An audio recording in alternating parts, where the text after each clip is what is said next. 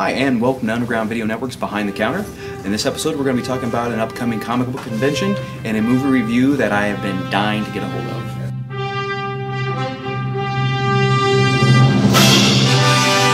Hey, and welcome to Underground Video Network. Mike Boroff here, as with me always is Richard Catterjohn. Hello. We got an upcoming comic book convention here in the near future. Yeah, next weekend actually. It's on June the 29th. We're going down to Derby City Comic Con in Louisville, Kentucky. Kentucky? We're traveling outside of Ohio? Yeah, this time we're going down. Chuck Moore from Comic Related has taken over the reins of this show and has set it up, and we're going to be in the podcast alley. Who would have thought that a show called Derby City, would be taken over by Chuck Moore? That's fantastic. That's ominous. That's fitting. Yeah, looking forward to this one. I've been trying to get down to the show, but it was always a conflict with another convention we were going to, so it was kind of hard to get to two conventions same weekend. Right. So this year, the other con isn't happening. It was actually BayCon, and it's been pushed back to next year because they're not going to do it this year. They're stockpiling. See, that's what happened last time we went. They figured out that if we're going to come, they're going to have to stockpile the bacon because we cleaned them out. So this year we're going down there, and there's a lot of different, tons of people's going to be there. So it should be interesting. Go to our website, find the link, or just go straight to derbycitycomiccon.com. Now's the moment I've been waiting for, the big movie review. If you're watching this and you haven't seen Man of Steel yet, just shut it off because I ain't holding no punches. Hey, you had to see it by now. Yeah, spoilers abound because it's coming out. I did promise Richard before we started filming the show that I would try to keep it under an hour, and I've been mentally trying to, rehearse what I'm going to say in my head, and sit down and brace yourself. Oh, we'll try to do the bullet points, no pun intended. So I'm going to just go ahead, just let it. I'm going to turn it over to Richard first, just because I don't want to drown him out by it. Richard, what did you think of Man of Steel? I really enjoyed it. I actually had the chance. I went down to Columbus and saw the IMAX in 3D. I know. But I really thought this time around they went more with a sci-fi feel. Yes, they did, yeah. Which I really enjoyed. And there was a lot of the Easter eggs throughout the movie, homages to other stuff and everything. So whoever wrote it, really, that's what I like, is you can tell when a person writes a movie, especially a comic book movie, when they appreciate the history and the canon, when they can do the Easter egg stuff like that and not be in your face, like, here's something for you, it's subtle, you can tell that the person did their research on the movie. For the most part. For the most part, yeah. Like I said, I don't know, I really enjoyed it for what it was. It was visual. Mm-hmm. It was a very good visual storytelling. I mean, that's Snyder for you. I mean, the way he is, he's always out there with the, how do you want to say, the cutting and the splicing of the movie. So that's what I really love about him when he directs and stuff. So that's why it was there, even in Superman. Yeah. I really enjoyed it. And if you've watched the show so far, you'll know if you, go back through previous episodes, especially when the Smallville episode? The Smallville episode. Right there. I hated the idea of the movie at the time. Anything and everything I saw about it just looked horrible because we all know and we all remember the very first thing of the Man of Steel we saw was Man of Steel, the deadliest catch. That's all we saw was him on a boat. And I'm like, the music. And the music. No. I was like, done. And over the months, I warmed up to it, and finally the big teaser, the big preview came out, the good 2-minute one that showed, all the actors, and the Kevin Costner, and that was my moment where I'm like, I completely flipped. I'm like, I can't wait to see this, and that's what scared me because like now my hopes were up and my anticipation was a brewing, and it didn't disappoint. Was it 100% perfect? No, but we'll get to that other stuff later. I really enjoyed it very much, and I know a lot of people. It's gotten really good reviews. Yeah. For the most part. For the most part, it really has gotten. It's got some negative stuff. Oh yeah, I mean, let's be honest with you. I hate to dip into the other company, especially with my love of Superman. Was it the Avengers? Almost. If on a scale of 1 to 10, the Avengers is a 10, Man of Steel is a solid 9. For me, it had its flaws, but nothing that I dwelled on, which if you know me, I dwell on. I would have nitpicked the crap out of this, but I like one of the big complaints about the story so far was that I've heard is like the first half of the movie was fantastic. The origin story, the story part of it was really good. But we've seen it so many times. Well, we've seen it so many times. And then the other complaint was, well, after the battle started, it just turned into one big CGI fight. Good. That is what I wanted. You know why? Because with all due respect to previous Superman movies, we've all seen the same thing. We've seen him a little smackety smack, a couple tosses, a couple throws. What did we see in Superman Returns? Oh yeah, he lifted a boat. Yeah, basically. The kid had more action in it. Exactly! Did he throw one punch? No.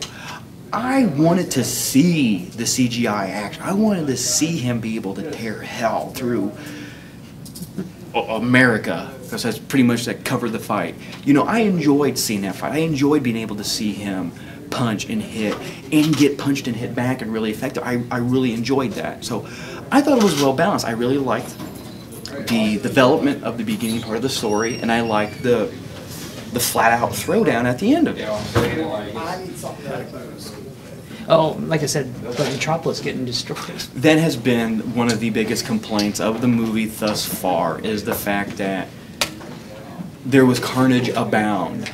You know, I mean, they pretty much decimated Metropolis, and everyone's big complaint is Superman would have spent more time, and the Superman we know, yes, he would have. But remember, this is day one Superman. This is why I can almost forgive it. He does have that strong sense of morality already in him, but he's still pretty new in the movie to being a superhero. Now, does that forgive all the damage? No, but let's face it, this is the first time he's had a big conflict, you know, in his life like this, so he was a little preoccupied. You know, I'm sure the thought of, you know, it's like, well, ooh, I kind of crashed through that building, that kind of sucks, I'm sorry if I hurt anybody, but... But in reality, this is more real. This is more real, yes. You know. They kept the morality without going overboard, which brings us to another one of the big controversies of the movie. Everyone online has been referring to it as the twist. We're just going to spoil it for you. At the end of the movie, Superman kills Zod. Rich, what was your thought? Well, he got left out. He didn't get sent back into the negative zone. Yes. So something had to be done with him. Yeah, and I mean, how was you going to imprison him? Exactly, and the idea of, you know, yeah, exactly, because we've already learned, you know, from, you know, Superman that snap, you know. A lot of people that I know came to me because of my love for Superman, and that was one of the first things was, oh my God, you know, they killed. What did you say? And I'm going to be honest with you, it didn't bother me. I'm not saying I liked it and I agreed with it 100%, but when it was one of those things where I thought that the more I thought about it, the more I would dislike it. I'm like, I can't believe he did that. To be honest with you, the more I thought about it, the more I kind of liked it. Because, as I said earlier, this is day one Superman. This is Superman in his first outing as a superhero. And the thing Superman is most known for is being the big blue Boy Scout. He has morals, he has a code, he would never do this, he would never do that. This gives us an explanation as to why. I mean, Ma and Pa Kent, who, by the way, I got Kevin Costner and Diane Lane. I effing love them as Ma and Pa Kent. Oh, but that made me feel so old. It did. Oh, God. I finally jumped the ship. Now I'm in the same age group as Ma and Pa now. Oh, yeah. There's one of my first crushes, you know, Diane Lane from Six Pack, you know, as Ma Kent, you know. But I felt the same way in Smallville with Annette O'Toole, though. That's true. That really, I was like, so hot, but she's now the mom. But no, that was my thing is, though, we got the sense of his morality from his parents, but where exactly did the I will never kill come from? That was just something. That was just something, you know, even in the comic books, it was always just implied that his morality would prevent him from doing this. This circumstance, a circumstance that he had no control of, in that particular instance, it was a split-second reaction. He had no choice, and he took what he thought was the right decision. And for there me, was consequences. There was consequences, and that was what made the scene for me. Was did I agree 100% with him killing Zod? No. Did it work for the story in that particular situation? Yes. But what made it for me was his reaction afterwards. Yeah. That right there alone. In that split second where he snaps his neck, I went, but then to see his reaction, that made it for me, because you saw in that moment that he took Zod's life how much it affected him. That's what sealed the deal for me. That's what made it for me. It's like, there's the moment.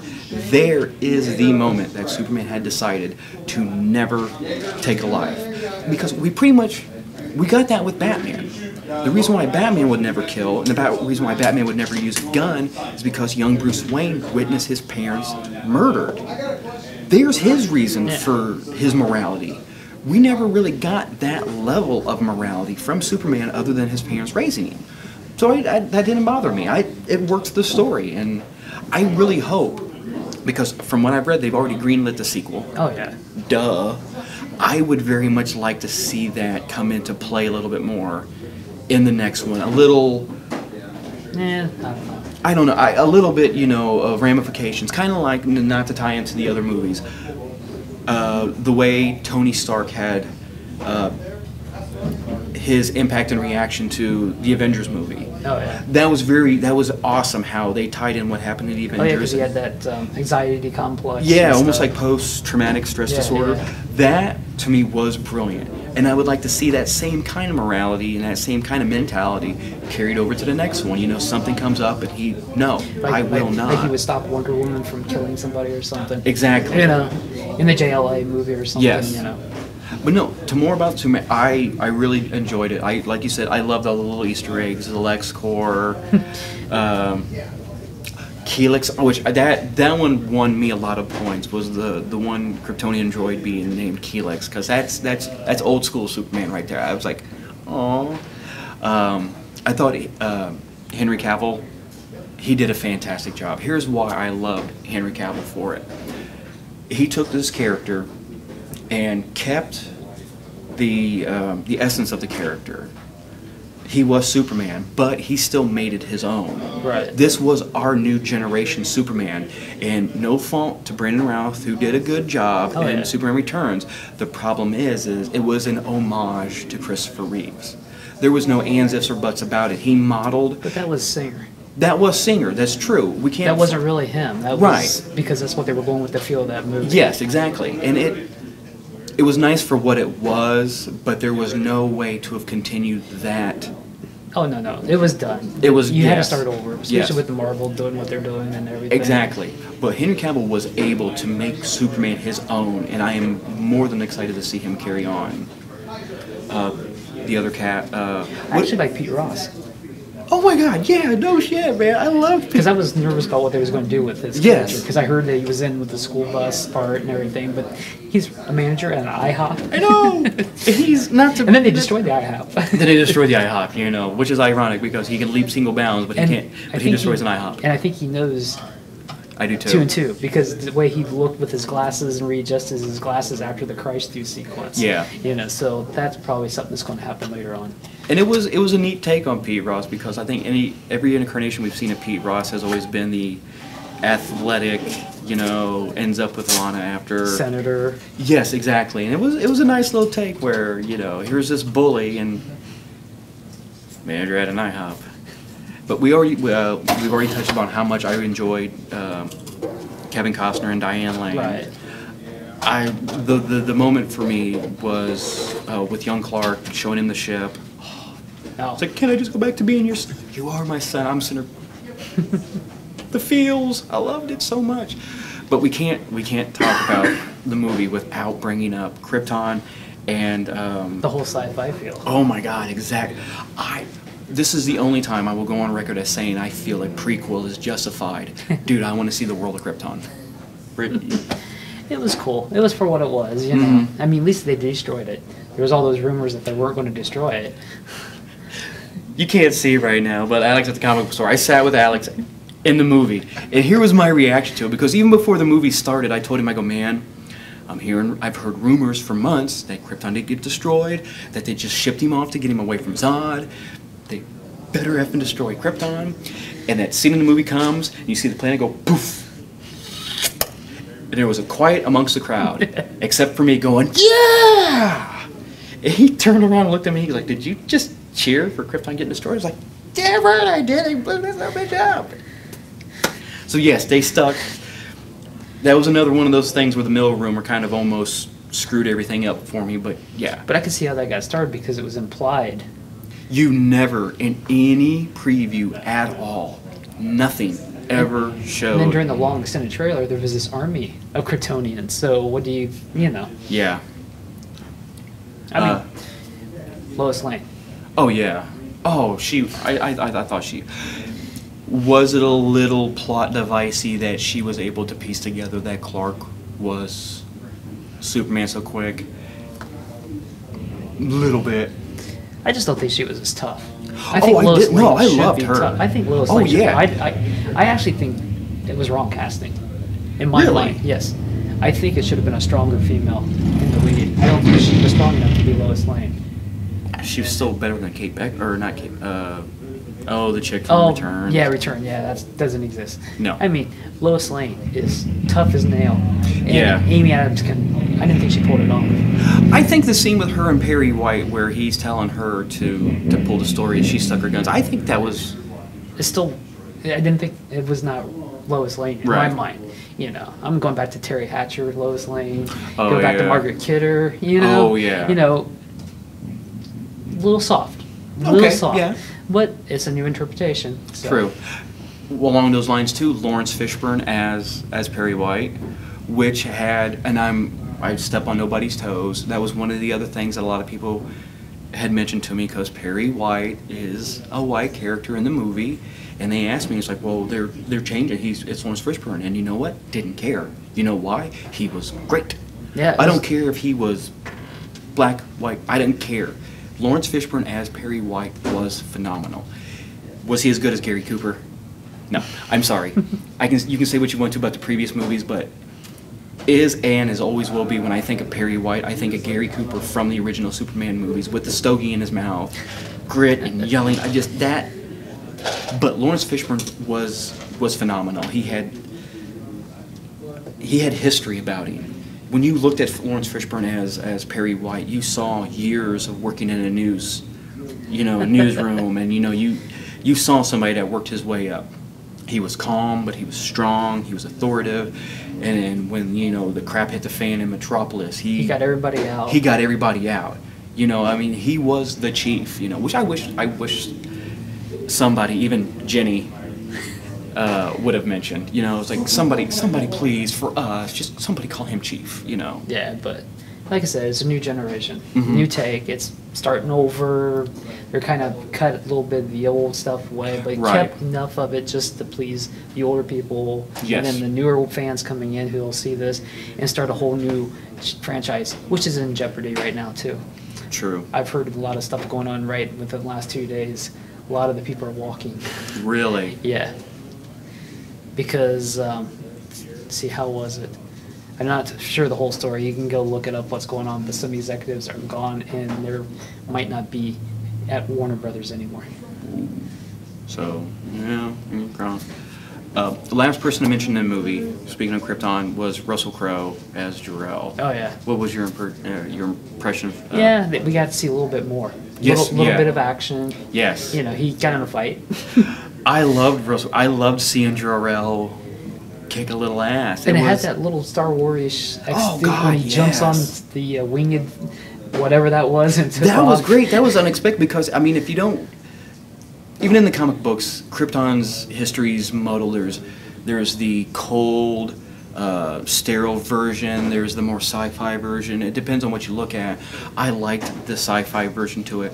And seeing the winged creature, that was unexpected because when you're looking around and you see all the spaceships, I was expecting like a flying hover motorbike or something. Here comes this creature. Like, oh look, far out. But I thought Russell Crowe I thought he was phenomenal. The one scene I would have loved to see, and if there's any justice in the universe, we'll get a deleted scene, was when Jor-El's standing before the council. At the very beginning, I just want to see him like smack Zod and go, "Are you not entertained?" I was like, "Oh, I wanted to see that so much." But I thought he was phenomenal, and the him popping up as the computer program later on. Oh yeah. Oh, that was great. The Eradicator. That is, I've heard rumors about that too. Or Brainiac. True, and I'm really hoping that the people behind Superman take a little lesson from like The Dark Knight, because okay, for the people in the comic book world, you know, Zod was you know, a known character. To the general populace, known, but you know, not as strong. I like that they didn't go with Lex Luthor. Yeah, Lex Luthor. He was presence though. Yes. Because you could see stuff in the buildings and Exactly. and the gas tanker thing or whatever Yes. that was. But I believe, and I don't know if you agree with me, I think we've seen enough of Lex Luthor in any of the movies. And Smallville. In Smallville. Smallville really ran them down. They did, yes. Towards the end, yeah, I mean, they used them. Oh yeah. It's time to go a different direction because you're going to be bringing in other characters, hopefully. That's with what the I Justice League. Exactly. You know. That's what I want to see. I want to see Superman not as predominant as Batman, but he does have a very good rogues gallery, and let's dip the ink into, you know, somebody other than Lex. You know, there's a lot of, like you said, the Eradicator, Brainiac. I want to see Brainiac. I would love to see Brainiac. Because like we mentioned before in another episode, they can't go with the Darkseid story that well because what Marvel's doing with Thanos. That ties in, and it would look too similar, and if they do that, they're really going to hurt themselves, I think. And I would really think that they would probably save Darkseid for a Justice League movie. That would be one of the. But I don't think they can now. I still don't think so because it's going to be too. Everybody's going to compare it to Thanos and everything. Yeah, see big Marvel purple demigod. Yeah, you know. So, I don't know. Hopefully they can go with I want to see Brainiac, but that's me. I agree with you. I would like to see Brainiac because that's one of the, especially since we've already gotten a sense of the Kryptonian technology that's. Well, actually, I think this would justify Superman 3. Yeah. I actually watched that again. Hey, man. I mean, Superman 3. Superman 3 still to me has the best Superman moment so far still for me of any movie. The moment in the junkyard with Superman and Clark Kent. Oh, yeah, that I still like right here with the, you know, I give as good as you want to come girl. Oh, Christopher, I miss you so much, Chris Reeves. I really, really do. Yeah, like I said, I could probably go on for like another half an hour about all the things that I really enjoyed about the movie and all the things I didn't enjoy about the movie. The mass destruction, I would have liked to have seen a little bit more ramifications. It reminded me of Independence Day. It really did. They held no punches on and that's been greenlighted for a sequel. Independence. Oh God. They did talk about that sequel like years ago. No, this is going into production.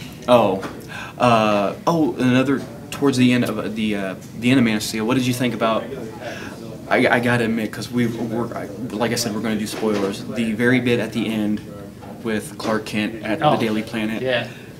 Line in the movie, Lois looks him dead in the eye and says, "Welcome to the planet," and you're just like, "I see what you did there." Sweet. Loved it, you know. And in that split second, there was Clark, suit, glasses, and for that moment when you saw him, you're like, "Yep, I can buy it." Yeah, for the most part. Yeah. Of course, we kind of overstepped one little part. The maybe sequel, Supergirl. Oh, that's right. Talk about Easter eggs. You know, the open pod. Mm-hmm. Supergirl got there before him. It's true. Which I would love to see. Yeah, of course, maybe not be his cousin. What if it's somebody else? Oh, no, man. It's got to be his cousin. Because if you don't have him as his cousin, then there's that angle for romance and... no, I would want to see cousin. But I see your point, though. Yeah. Yeah, what are the odds that it would be, you know... Yeah, who knows? Yeah. Of course, they were working with Jor-El, so... True. But. Yeah, so there's my review. I really did enjoy it. It was... I think I've said it 100 times, but I'll say it again. It was the Superman movie that I wanted. It was the Superman movie that I needed. I needed to see... What I liked about the beginning part, the origin story without being an origin story, you know, told through flashbacks. It wasn't like an in-your-face, down-your-throat origin story like Spider-Man, right? Which we've seen 100 times. Which has been greenlighted for 3 and 4. And one good thing, Mary Jane wiped out for the second. I did not like her. She did not look like Mary Jane at all, so I hope they recast. Yeah, because I did not want to see the secret life of the American superhero. Yeah. Okay. But no, that was... And it worked the same way with The Dark Knight, where it was an origin story without being a down your throat, this is everything that happened to me to lead to this point. I like the fact that they started at this point in Clark's life, moved it forward, but came back, you know, a little bit. Yeah. The stuff on the oil rig was amazing. Oh God, yes. The scene. That was the one thing I had to make a joke about, though, was the bearded Superman when he's on the oil rig and he comes busting into the room. I go, look, Wolverine's on fire, because he looked a little bit like Wolverine. I was thinking of the He shaving looked a little bit commercial. like Wolverine. I was Huh? thinking of the shaving commercial. Oh, the shaving commercial, yeah. How does he shave? I got a perfect. Well, you know what? A friend of mine came guns a-blazing with me. He was like, "Oh, super nerd. Well, let me ask you something. How do you shave? You ever seen Hancock?" That to me, I like the movie Hancock a lot.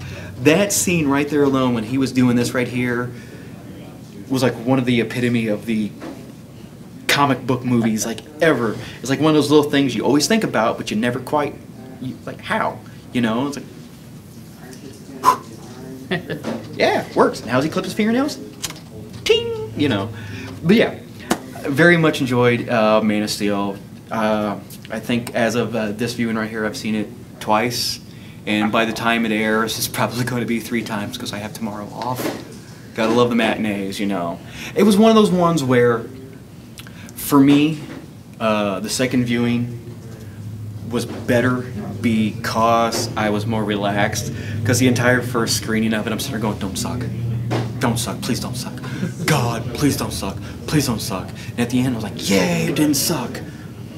What happened? And I got to watch it again, and, you know, I got to thoroughly enjoy it. It is one of those movies for me, especially with the Easter eggs, that really did warrant a second viewing. And it's one that I've already pre-ordered my DVD copy, my Blu-ray copy of. Oh, wow. Yeah, I did. I loved it. And I mean, if you know, if you watch the show and you know me, this guy right here, there's the Doctor, and then there's Superman. I mean, you know, when I've had people ask me, you know, if you look at our Facebook page, we posted photos a long time ago. I was 1 year old. There's a picture of me as 1 year old in a Superman onesie. There's a picture of me 5 years old wearing a Superman t-shirt with the AT-AT. So my credibility as a Superman fan has been established. And anything that this movie may have presented to me that I didn't like, I would have been after in a heartbeat. I liked it a lot, and I've seen it twice. I will go see it again. So that's my recommendation. If you haven't seen it, we completely screwed everything up for you. Go see it so you understand what the hell we're talking about. But if you have seen it, go see it again. It's worth it, seriously. And stop down if you're in Louisville on the That's right. 29th, Derby City Comic Con. All right. Thanks a lot.